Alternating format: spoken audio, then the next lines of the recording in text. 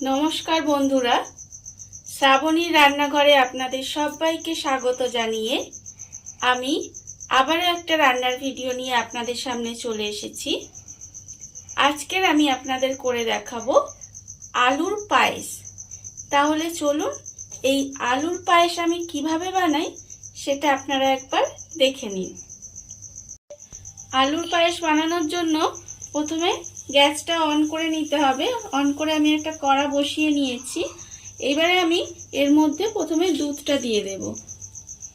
এখানে আমার 500 গ্রামের মতো দুধ আছে। দুধটা আমি এর মধ্যে দিয়ে দিলাম। দিয়ে এবার দুধটাকে খুব ভালোভাবে প্রথমে ফুটিয়ে নিতে হবে। দুধটা আমার খুব ভালোভাবে ফুটে গেছে। এবারে আমি দুধটাকে আলাদা করে একটু ঢেলে রেখে দেব। দুধটাকে আমি ভালোভাবে ফুটিয়ে একটা সাইডে রেখে দিয়েছি। এইবারে আমি নেব আলু। এখানে আমি একটা বড় সাইজের কিন্তু আলু নিয়ে নিয়েছি। এইবার আলুটাকে এরকম একটা গ্রেটারের সাহায্যে গ্রেট করে নিতে হবে। আলুটা আপনারা গ্রেট করে নিতে পারেন বা খুব সরু সরু করে কুচিয়ে নিলেও কিন্তু হবে। আমি আলুটাকে একটু গ্রেট করে নেব। আলুটা আমি গ্রেট করে রেখে দিয়েছি। আর অন্যদিকে আবারও গ্যাসটা অন করে কড়াটা বসিয়ে দিয়েছি। এবার আমি কড়াই দেব ঘি। এখানে প্রায় 1.5 চামচের মতো আমি ঘি দিলাম। এবারে ঘিটাকে একটু গরম করে নেব। ঘিটা আমার গরম হয়ে গেছে। এবারে যে আলুটা আমি গ্রেট করে রেখে দিয়েছিলাম সেই আলুটা আমি এর মধ্যে দিয়ে দেব। দিয়ে একটু হালকা লাল করে ভেজে নিতে হবে। খুব বেশি লাল করে না ভাজলেও চলবে।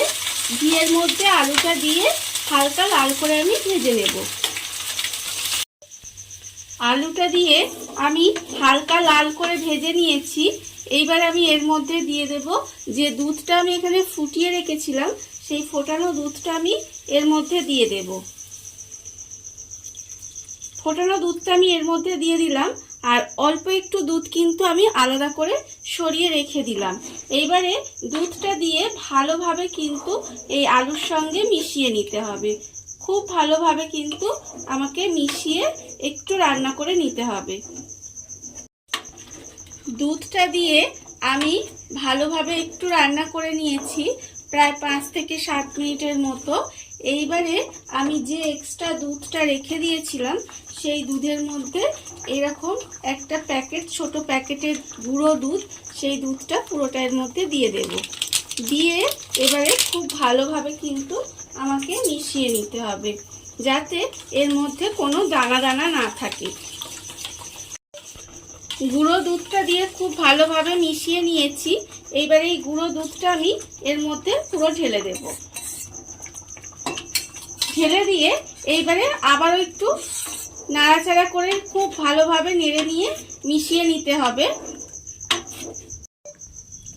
গুঁড়ো দুধটা দিয়ে আমি আবারও কিছুক্ষণ রান্না করে নিয়েছি। এইবারে আমি এর মধ্যে দেব চিনি। চিনিটা আমি এখানে প্রায়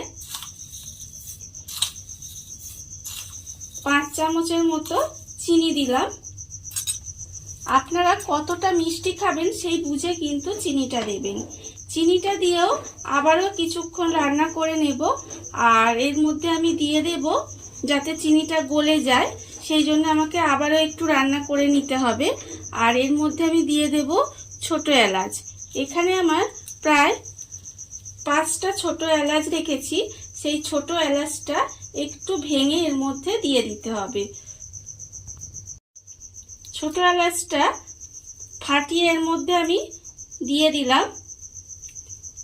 দিয়ে আবারও কিন্তু আমাকে এটা রান্না করে যেতে হবে। আর একটা জিনিস লক্ষ্য রাখতে হবে, এটা যাতে একটু নাড়িয়ে যেতে হবে যাতে তলায় লেগে না যায়। আর এই সময় গ্যাসটা কিন্তু লোতে রাখবেন। রেখে এইভাবে নাড়িয়ে নাড়িয়ে একটু কিছুক্ষণ রান্না করে নিতে হবে। এলাচটা দিয়ে আমি আবারও কিছুক্ষণ রান্না করে নিয়েছি এইভাবে। আর আলুর পায়েস আমার প্রায় রেডি হয়ে গেছে। এইবারে আমি এতে দেব কাজু। এখানে আমি অল্প কাজু রেখেছি, সেই কাজুটা আমি এর মধ্যে দিয়ে দিলাম। আর আমি দেব কিশমিশ, এখানে অল্প একটু কিশমিশ রেখেছিলাম সেটাও দিয়ে দিলাম। এবার এই কাজু আর কিশমিশটা দিয়ে একটু জাস্ট নাড়াচাড়া করে নেব। করে নিয়ে গ্যাসটা অফ করে কিছুক্ষণ ঢাকা দিয়ে রেখে দিলেই কিন্তু আমার আলুর পায়েস রেডি হয়ে যাবে। দেখুন বন্ধুরা, কত অল্প উপকরণে, কত অল্প সময়, কত সুন্দর একটা আলুর পায়েস রেডি হয়ে গেছে, আপনারা দেখতেই পেলেন। আর এই ভিডিওটা যদি আপনাদের ভালো লেগে থাকে তাহলে লাইক করবেন, কমেন্ট করবেন আর সাবস্ক্রাইব করবেন আমার চ্যানেলকে। আজ এই পর্যন্ত, নমস্কার।